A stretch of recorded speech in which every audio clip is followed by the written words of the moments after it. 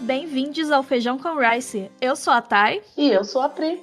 E esse é o nosso podcast das Crônicas Vampirescas. No episódio de hoje, discutiremos o terceiro bloco de leitura do livro Entrevista com o Vampiro, que vai até o trecho Quando estou cansado, não sou muito delicado. Se você começou a ouvir este podcast agora, aconselhamos a parar e voltar para o nosso episódio inicial, se quiser acompanhar melhor a discussão.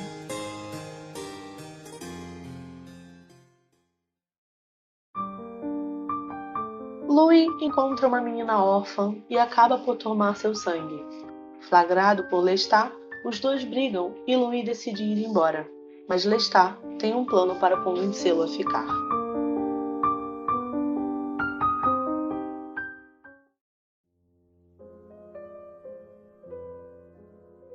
Tem tanta coisa pra falar nesse capítulo. A gente normalmente não precisa falar de tudo que acontece, mas nesse parece que tudo é tão importante. E então, por causa disso, a gente decidiu dividir esse episódio em duas partes. Basicamente, esse capítulo é marcado por duas coisas muito importantes. É nele que a gente conhece a Cláudia, que é um personagem que vocês vão ver que a história daqui pra frente quase vai girar em torno dela. E a outra parte muito importante são a complexidade dos diálogos, que são muito substanciais para a narrativa em si. Então, esse capítulo assim, me prendeu bem mais do que os capítulos anteriores. E no episódio passado a gente viu Louis e Lestat fugindo numa carruagem, inclusive uma errata, que eu confundi dizendo que eles iam de navio, mas a Priscila estava certa. Eu não sei de onde é que eu tirei navio. E eles foram de carruagem e se instalaram em um hotel. Eu falei que a carruagem dava pra levar o velho. Dava pra levar o velho. Eu disse. Sim. Eu disse, não precisava matar o velho. Mas vampiros sendo vampiros, né? Bora lá. E o Louis, ele tá angustiado né, com a possibilidade de continuar vivendo com Lestat, inclusive pensando mais uma vez aí em tirar a própria vida. O Daniel questiona as razões do Louis e isso vai desencadear uma discussão entre os dois, que a gente achou muito importante trazer pra cá, porque apesar de ser uma passagem breve, ela pode ser confusa e ao mesmo tempo é muito necessário para entender melhor o personagem do Louis. E então, por causa disso, a gente acabou decidindo fazer um bloco extra do nosso programa, trazendo uma convidada especial para bater um papo com a gente sobre esse diálogo super interessante. Estamos aqui com Lu Cavalheiro, nossa primeiríssima convidada do Feijão com Rice. É um prazer e uma honra estar aqui participando do Feijão com Rice. Tenho licenciatura plena em filosofia pela UERJ, além de ser escritora e desenvolvedora de jogos de RPG. Depois a gente deixa as suas redes, seu blog, seu merchan, tudo no link do post. Você falou que você gosta de literatura, né? E que você teve contato com as crônicas vampirescas há alguns anos.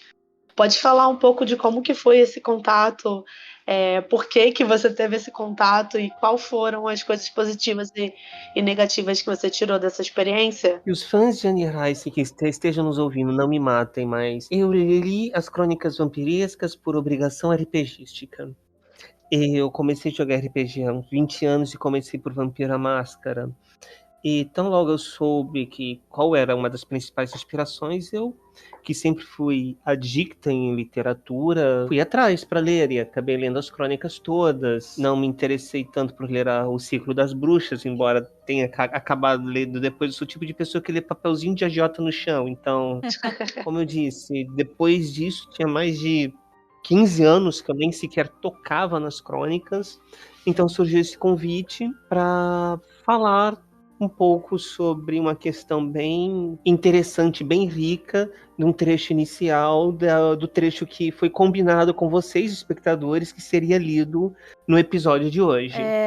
A gente trouxe a Lu para conversar sobre esse diálogo do Daniel com o Louis, que é muito importante, né? A gente, lendo, considerou muito importante, para ajudar a compreender melhor a visão do personagem pela ótica da filosofia. E como a gente tá fazendo esse episódio de hoje totalmente baseado nesse diálogo, nada mais justo do que a gente ler esse trecho aqui, né? Mas por quê? Disse que Lestat não devia ter feito que começasse com pessoas. Quer dizer que pra você era uma opção estética e não moral? Se tivesse me perguntado então, teria lhe dito que era estética, que pretendia compreender a morte por etapas, que a morte de um animal me proporcionava tal experiência que mal tinha começado a compreendê-la, e desejava resguardar a experiência da morte humana para uma fase mais madura. Mas era moral, porque, na verdade, todas as decisões estéticas são morais. Não compreendo. Pensava que a estética pudesse ser inteiramente amoral. O que diz do artista que abandona mulher e filhos para pintar? Ou Nero tocando harpa enquanto Roma ardia? Ambas são atitudes morais. Ambas serviram a um bem maior na mente daquele artista. O conflito se estabelece entre a moral do artista e a sociedade, e não entre a estética e a moralidade. Mas, frequentemente, isso não é compreendido. E aí surge o desperdício, a tragédia. Um artista roubando quadros de uma loja, por exemplo, imagina ter tomado uma decisão inevitável, mas imoral, e então se vê como um perseguido pelo destino. O que se segue é desespero e irresponsabilidade mesquinha, como se a moralidade pudesse ser irremediavelmente maculado por um único ato. Mas na época, essa não era a minha maior preocupação. Ainda não pensava nisso. Acreditava que só matava animais por razões estéticas e que me atinha a grande questão moral: se minha própria natureza era maldita ou não.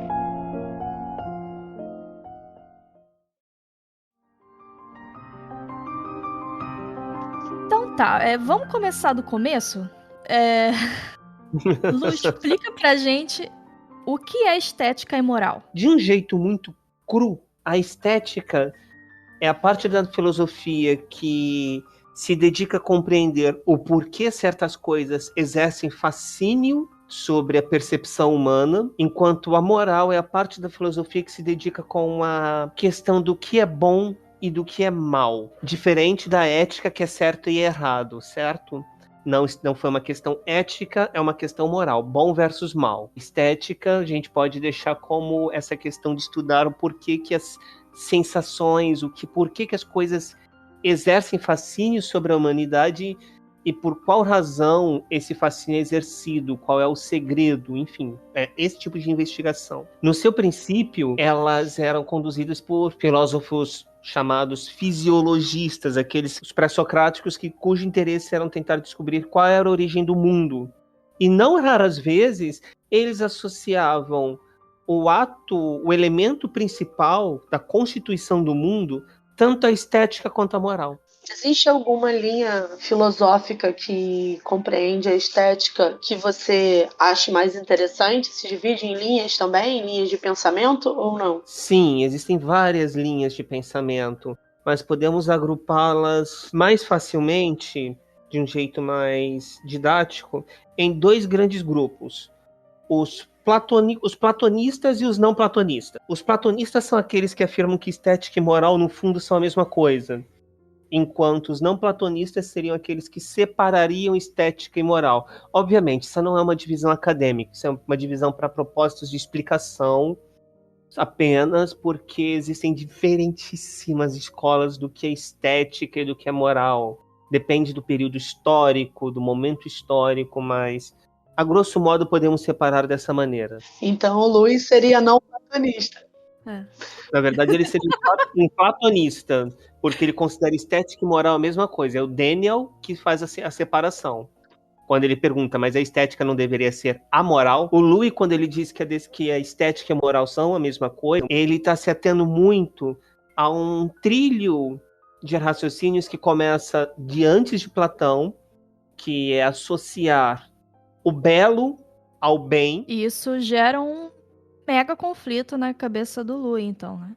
O Louis é um católico francês de 1700 e alguma coisa. Assim como no início, como vocês mesmas leram, que ele via os escravos apenas como coisas, e depois que ele vira vampiro e que ele começa a perceber a humanidade nos escravos, nesse sentido, o Louis, não vamos dizer que ele passa por um processo de redenção quando ele é transformado em vampiro, não. Mas ele começa a perceber-se, quando ele se torna um outro, o que é ser humano. Por isso que ele tem todos aqueles rompantes de apreciar a humanidade, de apreciar as coisas que ele não apreciava em vida. Ao contrário do Lestat. O Lestat era um cara que veio merda. Não sei se vocês têm planos de ver o vampiro, de fazer o vampiro Lestat depois da entrevista, mas o Lestat, quando ele foi transformado, ele tava na merda. Eu acho essa a grande diferença entre os dois mesmo. Eu acho que eu falei isso até no episódio anterior. A minha defesa do Lestat vem daí, inclusive. Eu acho que é como se o Louis, até o momento, né, até o momento da morte e renascimento dele, ele só tinha existido. E a partir do momento que ele se torna vampiro, ele começa a viver, no sentido de entender e contemplar o que é a vida em si. Porque antes era só uma existência vazia. E aí, por isso que ele começa a ser esse cara todo... Ai, a pétala da flor tá desabrochando, eu vou parar para admirar. Porque ele viveu uma vida automática, sem enxergar a humanidade nem sequer de si mesmo. E a partir da morte do irmão, eu acho que isso também influenciou muito a linha de pensamento dele pensar, tipo assim, cara, a brevidade, né? A brevidade dele ter perdido o irmão, e aí toda uma questão de sentimento de culpa que ele carregou, pelo menos nas primeiras páginas do livro, dele não ter dado ouvidos ao irmão. Tanto que a família meio que teve que brigar com ele para que ele pudesse, tipo, liberar pro irmão dele ser enterrado. E ele passava dias e dias ali até ele ter se afundado realmente numa depressão aí e ter virado vítima do Lestat. Eu acho que esse episódio de como foi a morte do irmão dele e do quanto ele tinha visto a vida como algo vazio. Quando ele se deparou com a morte, foi que ele finalmente entendeu a necessidade da vida. Só que na cabeça dele já era tarde demais, então ele buscou a morte também. E aí, quando ele se torna vampiro, é quando ele começa a perceber que, apesar de toda essa culpa, ele tinha sim agora uma oportunidade de olhar a vida por um outro espectro. E aí é que vai começar as dualidades de ser monstro ou não, né? Tem uma citação famosíssima de Oscar Wilde, que eu não lembro os termos exatos, mas é a diferença entre existir e viver, ou sobreviver e viver. A maior parte das pessoas apenas existe. Louis era um bom moço, ele era administrador da fazenda, tomava conta de tudo, ele era o bom burguês. E Anne Rice, com isso, nos mostra o quanto a vida de uma pessoa que segue as regras da sociedade é vazia. Fazendo um comparativo com outro livro, aliás, que eu recomendo muito que vocês leiam, mas infelizmente é difícil achar a tradução dele para português, então é o Nós, do Zamiatin, uma das 3 distopias mais clássicas. Você vê o quanto que o burguês daquela época e o burguês de hoje não vivem, porque eles têm essa vidinha padronizada. Eu vou ganhar dinheiro para fazer um bom casamento para minha irmã, para cuidar da minha mãe. Eu vou trabalhar para ganhar dinheiro, para comprar um carro, para ter uma casa. Onde está a vida nisso? Onde está... Não, vida tá, porque a pessoa não é um zumbi, não sei o quê. Mas onde está a humanidade nisso?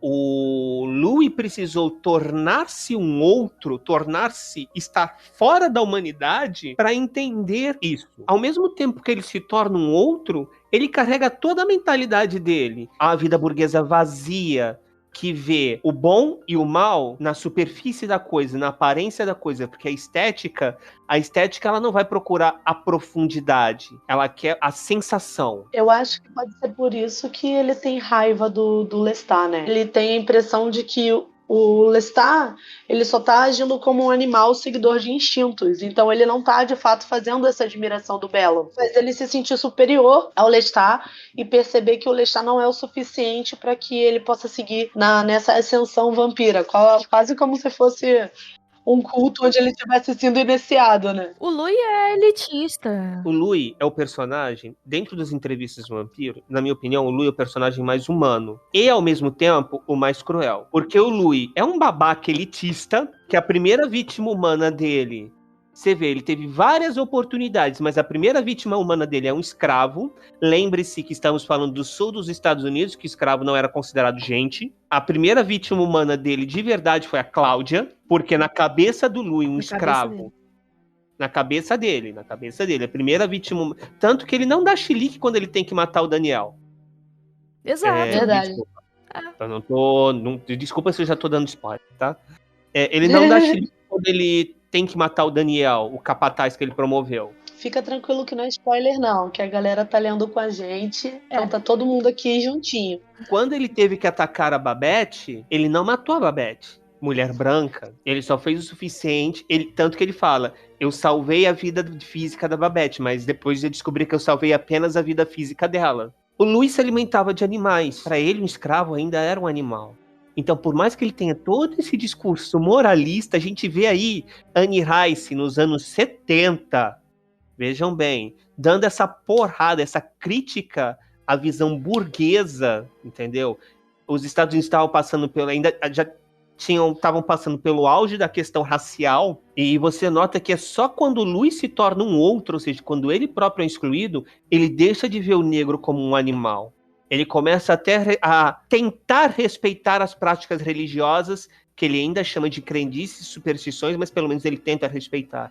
Mas só quando ele próprio é transformado em outro. É a mesma coisa que aconteceria com um burguês que de repente se visse na pobreza, que tivesse que aprender a ser pobre. Ele tenta se dar uma alta importância e como você falou, o Lestat joga isso na cara dele. Tipo, as coisas não são tão grandiosas como você tá querendo sentir, como você tá querendo ver. Você ganhou um certo poder, mas a vida é só isso, né? Você vai matar e para sobreviver e tal. Mano, você era um merda quando você era humano. Você virou vampiro, você continua sendo merda. Não surta, não inventa desculpinha. E a gente tá falando de uma relação de poder de classe, mas tem também uma outra camada que é o relacionamento dos dois, né? E nesse relacionamento, o Louis se vê como um escravo do Lestat.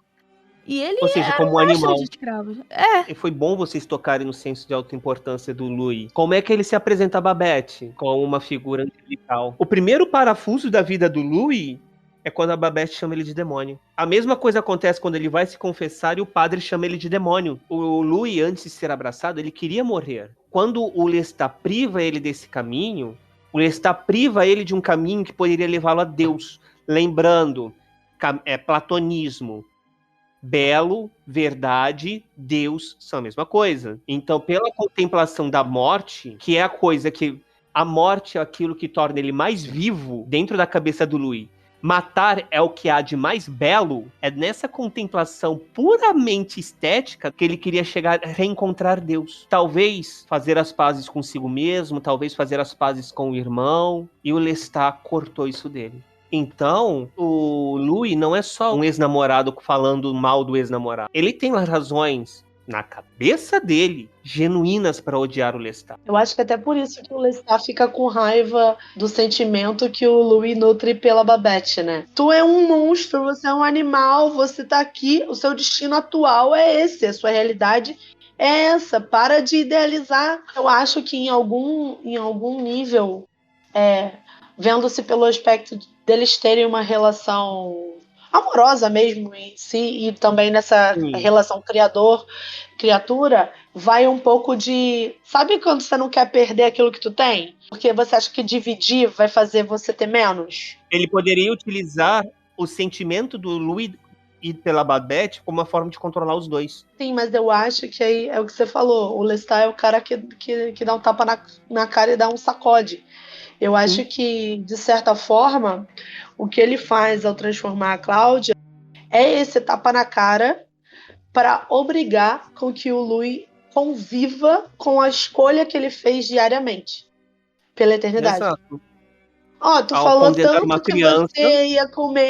que você ia comer só ratinho e tal. Ai, o puro, o casto, o anjo, Louis. Aqui, filha da puta. Toma, todo dia você vai acordar pelos próximos séculos vendo a merda que você fez. Essa cena é linda demais. Não. E essa cena é uma das minhas favoritas da primeira parte, porque ele tá lá fingindo ser a mãe morta, deitada. Aí depois que o Louis faz a mordida na Cláudia, ele aparece dançando com o corpo da mãe, debochando. Gente, foi uma cena, como quem diz, tá vendo? Você se julgava superior, a sua moral branca a sua moral branca burguesa te dava tanto significado, tanto valor. Aí a sua moral branca burguesa agora, garotão. Cadê o teu Deus agora? Faltou. Se o Lestat tivesse dito, cadê teu Deus agora? Teria encaixado perfeitamente ali. Eu acho que isso dá gatilho para uma outra pergunta, que é o que seria moral para um vampiro especificamente? Eu tava tendo essa discussão sobre moral. Moral deriva da culturalidade de um certo grupo. Então a gente não tem como falar da moral de um vampiro isolado. A moral, ela surge como resultado do contrato social que rege convivência entre pessoas. Então, um vampiro isolado não tem parâmetros do que é bom e do que é mal. Ele vai ter que usar os parâmetros humanos dele. Se por acaso ele foi um monstro que brotou, a terra abriu e cuspiu um vampiro, fudeu. O cara vai ter que aprender alguma culturalidade. Seria do que a galera do Teatro dos Vampiros falaria, né? Assim, eles são um grupo, a gente vai ver isso ainda, mas eles são um grupo e que tem as suas próprias regras, né? Assim. Ética e moral são duas coisinhas que têm o bom e o mal, o certo e errado. Quando eles fazem um sexo gostoso, eles dão origem a uma coisa chamada lei. Portanto, um indivíduo solitário não vai ter ética, não moral, não vai ter lei. Então falar, qual seria a moral de um vampiro? Não, eu posso falar qual seria a moral de um grupo de vampiros. E isso não precisa de muito esforço. Basta você olhar qual é o comportamento de sobrevivência de felinos. Quem tem gato em casa sabe que eles formam grupos, tem as regras deles, quem chega perto de quem não chega, quando não pode chegar. Que eles têm todas essas questões. A moralidade de um gato descreveria muito bem a moralidade de um vampiro. Por exemplo, eu tô com uma bicama aberta aqui do meu lado. Um gato acabou de entrar onde não devia. Pausa para essa informação muito importante, que o Lu tem 17 gatos. Então, se tem uma pessoa que entende do que tá falando, é você. 17 gatos. E eu sei quem eu não posso pôr perto de quem, porque tem rixa. Porque eles convivem como um grupo, eles têm o jeito de brincar deles, eles têm o que eles fazem, o que eles não fazem, coisas que os gatos da minha irmã tem 5 gatos, não fazem, e coisas que os gatos dela fazem que os meus não fazem. Então eles têm a própria culturalidade. O ser humano é um bicho muito babaca de achar que só o ser humano forma cultura. Não, gente. Então, eu acredito que se houvessem vampiros factuais no mundo e eles fossem capazes de desenvolver um sistema cultural deles próprios, eles teriam uma moral de predadores, não que se toleram, mas que realmente viveriam em grupo social pela simples necessidade. Eu acho que isso faz bastante sentido quando a gente vê que o Lestat e o Louis, eles, por terem esses princípios morais desenvolvidos de formas diferentes, o Louis sempre tem a sensação de que, Lestat não pode ser a única pessoa do mundo. Deve existir alguém que pensa igual a mim lá fora. E eu vou encontrar em algum momento. Eu acho que essa necessidade de encontrar alguém que siga a mesma linha moral que o próprio Louis segue é o que vai reger ele aí daqui pra frente. Né? Que é uma linha moral bem idealista, por sinal, porque o Louis é uma criatura de excessos, então a própria noção de moral dele é uma versão exacerbada da moral que ele seguia em vida. A Louisiana, ela foi por muito tempo administração conjunta, francesa e espanhola. Os espanhóis têm um jeito muito curioso de encarar a morte. Para eles, a morte não é um momento para sofrimento. A morte requer comemoração. Então, quando ela coloca um vampiro na Louisiana, ela tá querendo dizer indiretamente que o Louis, por ser melancólico, depressivo e o Diabo 4, não compreende a magia do que aconteceu a ele. É mais uma questão estética. Num lugar que tem o Mardi Gras, é um dos polos do voodoo, que é uma religião da diáspora africana, que dá um valor imenso à morte.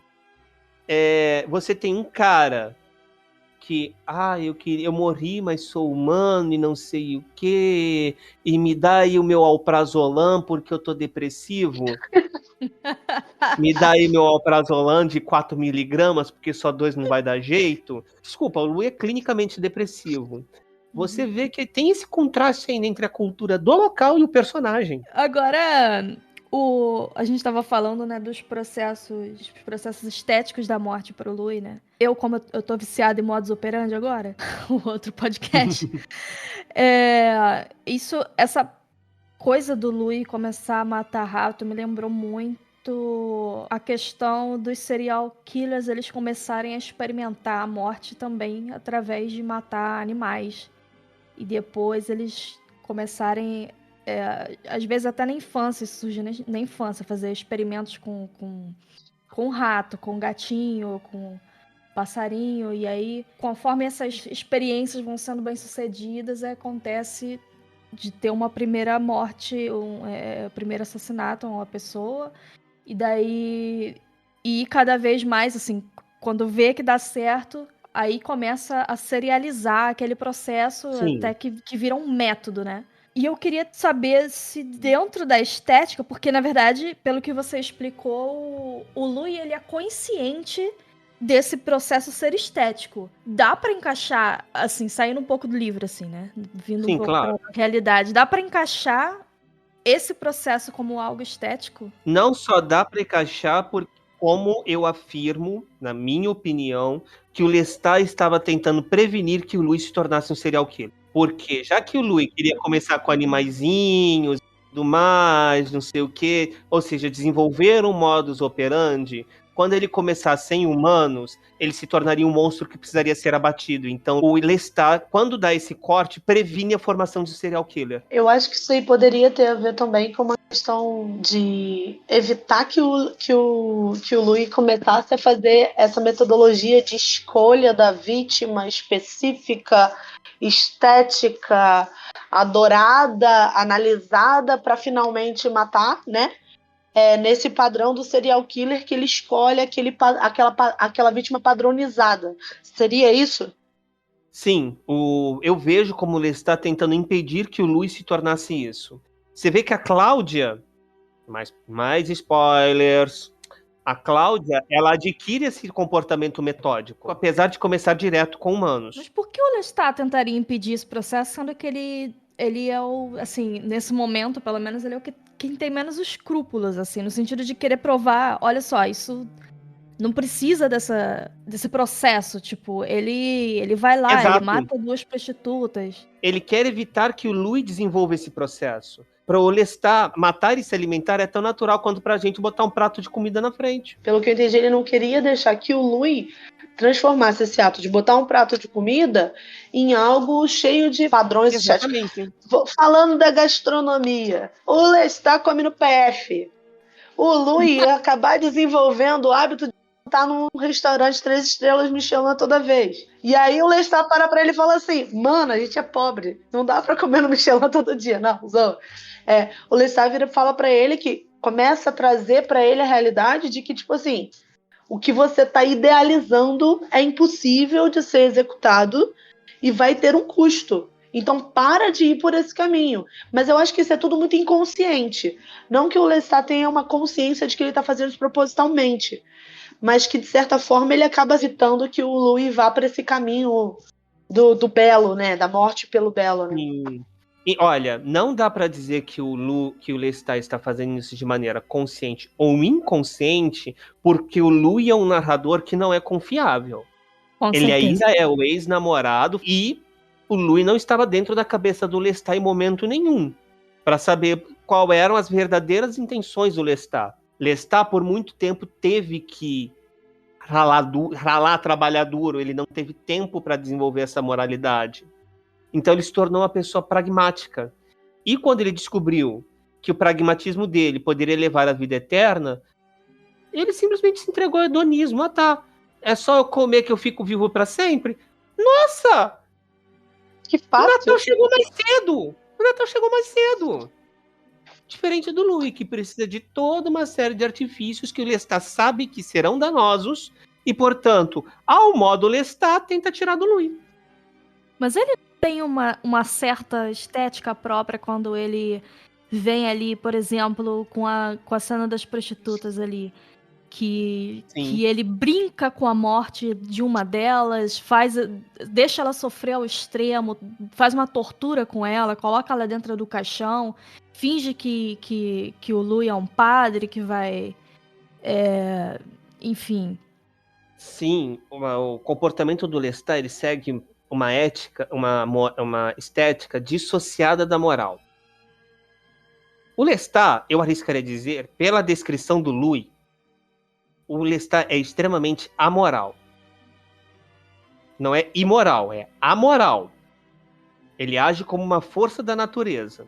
Entretanto, o Lestat trabalha muito bem com que, desculpa quem eu tô citando, tá, gente? Com o que o Goebbels chama de estética de choque. Você só vai aprender na porrada, então você só vai aprender na porrada, desgraça. Vamos ver, você só vai entender o que eu quero te mostrar no choque. O Tá falando da minha ex?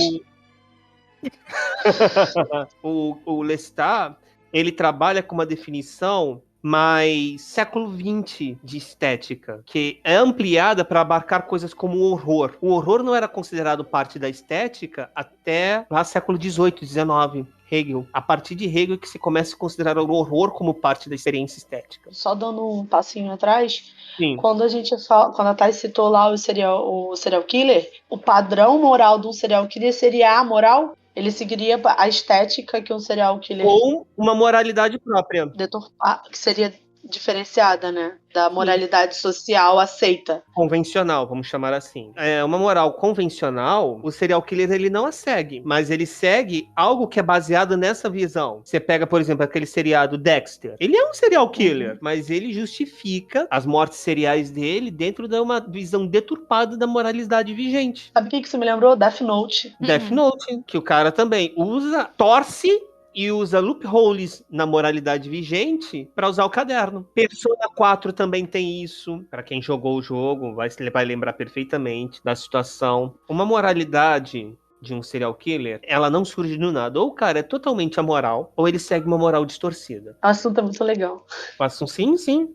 Eu disse que o assunto ia render muito, o assunto ia render bem, porque dá para ver um trecho curto que vocês citaram aqui, e é um trecho curto que abre uma discussão imensa sobre a ética e estética burguesa, a moral burguesa, tanto da época da transformação do Louis, quanto da época da Anne Rice, quanto de agora. A gente pode passar tanto pela época francesa, tanto quanto pelos Dixiecrats, tanto quanto pelos reacionários trumpistas. É uma fala que permite compreender gente que vai de William Penn a Steve Bannon. Por isso que quando eu e a Thay, a gente leu, nós duas botamos a mesma notificação de que esse assunto precisava ser desenvolvido. E a gente acabou chegando à conclusão de que seria importante trazer alguém que tivesse bagagem para poder destrinchar esse assunto com mais domínio para os leitores. Porque a gente sentiu que realmente era uma reflexão que era muito mais do que uma fala solta ali no meio do texto. E esse capítulo, em geral, né, é um capítulo que traz muitas informações.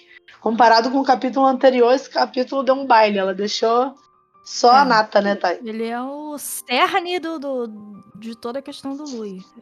Esse pequeno diálogo aí. A cena o capítulo da Babette, ele é muito profundo para estabelecer como o Louis se vê. E só. Esse capítulo que está sendo lido neste episódio, ele diz quem o Louis é, quem a alta sociedade é, quem o entrevistador é. Que as próprias perguntas que o entrevistador faz ao longo desse trecho também revelam muito sobre o Daniel. Ele é maravilhoso. Ele se torna ali, é a primeira vez que você vê o Daniel se mostrando quando ele pergunta, mas estética não era para ser amoral.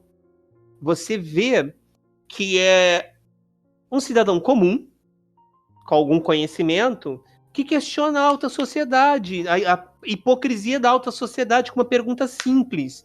A estética não era para ser amoral? Já considerando tudo que foi dito, é fácil notar como essa pergunta do Daniel é uma crítica, mas não é uma crítica sutil, é um soco no nariz da hipocrisia da alta sociedade, da vida das aparências, de ter que mostrar, daquele conceito de nobreza, que nobreza requer superioridade ética e moral, esse tipo de heroísmo, sabe? O heroísmo do nobre que vai e é superior, e o nobre sempre é belo, e o nobre sempre faz as coisas certas, porque ele é nobre, ele é belo, ele é bom. Com essa pergunta, o Daniel simplesmente pega... Então, meu irmão, isso não é hipocrisia? A Louis tem que dar uma volta gigante, apesar de usar poucas palavras. Epistemologicamente, foi uma volta gigante para justificar que estética e moral são a mesma coisa, num argumento que é extremamente fraco. Sim, uma autopassada de pano. Ele nem tentou passar o pano, ele só balançou. Tem um paninho aqui, ó. Finge que eu passei. Pelo bem maior. Meu irmão, quantas pessoas já usaram o argumento do bem maior? Nenhuma delas fez isso. Nunca funcionou, nunca prestou, né? Eu não conheço uma história, mas é pelo bem maior que tenha prestado. Ele fala um trecho aqui que eu vou só reler, que ele fala assim: Sim. O que se segue é desespero e irresponsabilidade, mesquinha, como se a moralidade fosse um imenso mundo de vidro que pudesse ser irremediavelmente maculado por um único ato. Eu queria que você falasse um pouquinho sobre isso. É possível não macular a moralidade após um ato que seja chamado hediondo? Eu respondo essa pergunta com outra pergunta. Você acredita em redenção? Eu te perguntei primeiro. Faz isso comigo, não. Melhor saída pela tangente.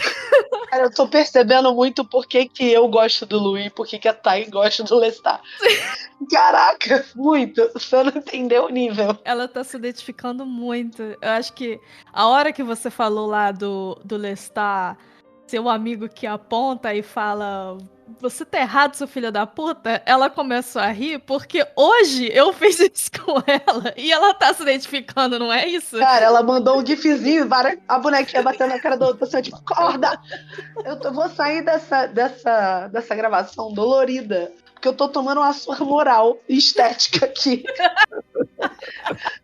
Mas eu acho importante a gente ter essa linha de raciocínio. Qual é a moralidade que te guia em relação ao que é redenção pra você, né? Porque, afinal de contas, o que é redenção? O que é pagar pelos seus erros? É simplesmente corrigi-los? É tornar-se uma pessoa melhor? Mas o que é uma pessoa melhor? O que é ser uma pessoa? A gente entra nessa pergunta, o que é ser uma pessoa? Eu, particularmente, fico com uma resposta genial que veio de um videogame, que, na verdade, é a citação de um filósofo do século XX. O que é uma pessoa? Uma pequena pilha miserável de segredos? Para quem não reconhece o jogo, Castlevania Symphony of the Night. Uhum. Eu acho que isso puxa bem aquela pergunta que você queria fazer, Thay. Sobre o bem e o mal. Acho que ele praticamente já respondeu, né? o Daniel, ele questiona essa reflexão do Louis, né? No final, tipo, tá, e aí? Depois disso tudo, você descobriu se você é um condenado ou não? E aí ele meio que não responde. Tipo, isso aí são páginas dos próximos capítulos. Dos próximos capítulos. Eu acho que é interessante porque ele fala da natureza maldita, né? E aí quando você falou sobre redenção, eu fiquei pensando sobre isso, né?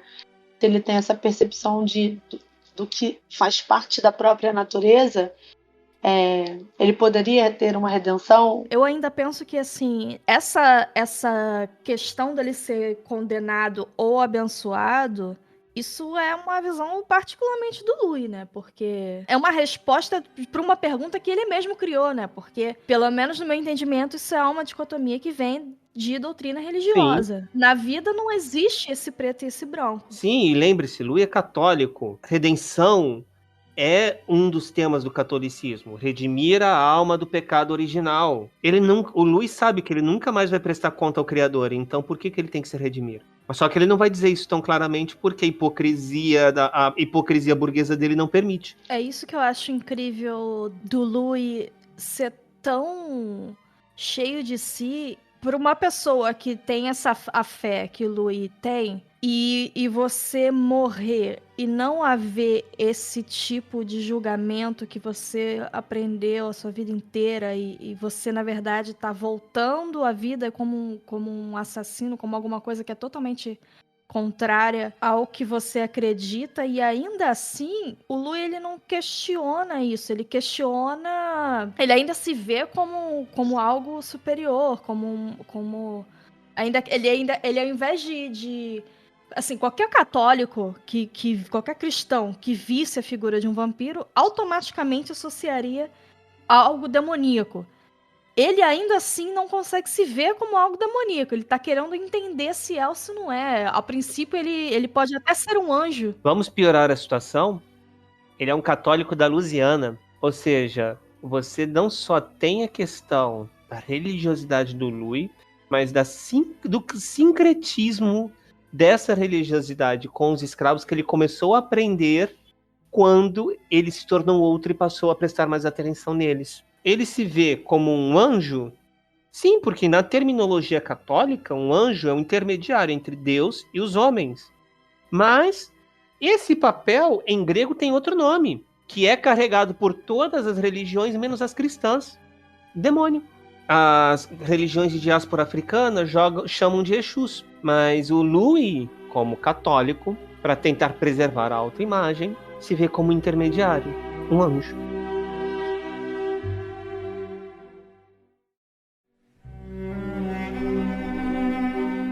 Lu, eu não tenho palavras para agradecer. Assim, foi, pelo menos para mim, excedeu as minhas expectativas do que a gente poderia construir aqui de conversa. Uma aula maravilhosa sobre estética e moralidade. E eu queria que você deixasse as suas redes, seu contato, merchan, o que você quiser falar, o que você quiser trazer para as pessoas conhecerem você melhor, ou entrar em contato com você.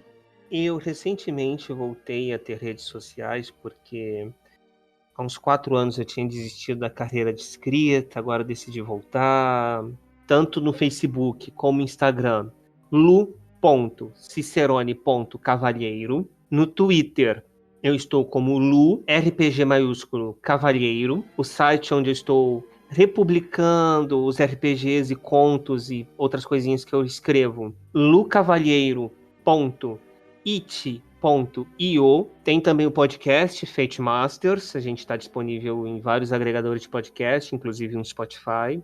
É um podcast específico sobre o sistema Fate de RPG, tá bom? Mas também temos o nosso site, fatemasters.gitlab.io. Tem um site onde eu faço umas pequenas divulgações de eventos de RPG e tal, que é o cicerone.gitlab.io. Só quero te dizer que faltou só a cervejinha a noite inteira para continuar falando desse assunto. Porque se tivesse uns 10 episódios, eu falava 10 episódios. Pra encerrar, dá uma indicação pros ouvintes, uma indicação cultural, pode ser livro, filme, jogo, vídeo, qualquer coisa, podcast até. Pode ter a ver com o tema, pode não ter a ver, fica à vontade. Se eu fosse dar uma recomendação pra vocês, ainda mais na situação que estamos vivendo agora, é uma série. The Man in the High Castle. É uma distopia escrita pelo Philip K. Dick, que virou uma série, que começa com a premissa: e se a Alemanha nazista estivesse ganhando a guerra e os Estados Unidos virassem uma potência nazista? E outra recomendação, essa mais antiga, já que a gente perguntou o que é o ser humano e tal, Show de Truman, Show da Vida. Maravilhoso. Maravilhoso. E uma que eu não vou dar spoiler sobre o que é, só vou falar, procurem. Vocês vão achar no YouTube, é uma produção nacional. Menino 23. Sobre ele só dou o nome, Menino 23. Quando não dá nem a sinopse, a gente sabe que o negócio é bom.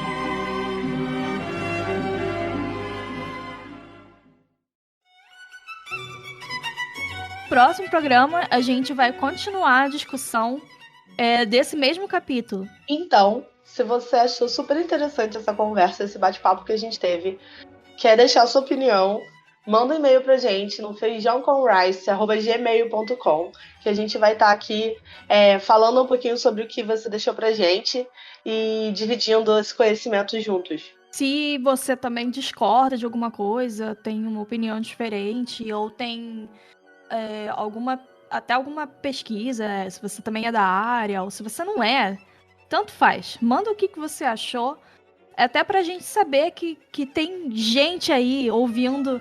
E por enquanto vocês são só números aqui pra gente, né? Mas essa troca é muito importante pra gente continuar o nosso debate aqui. Então, até a próxima. Tchau! Tchau!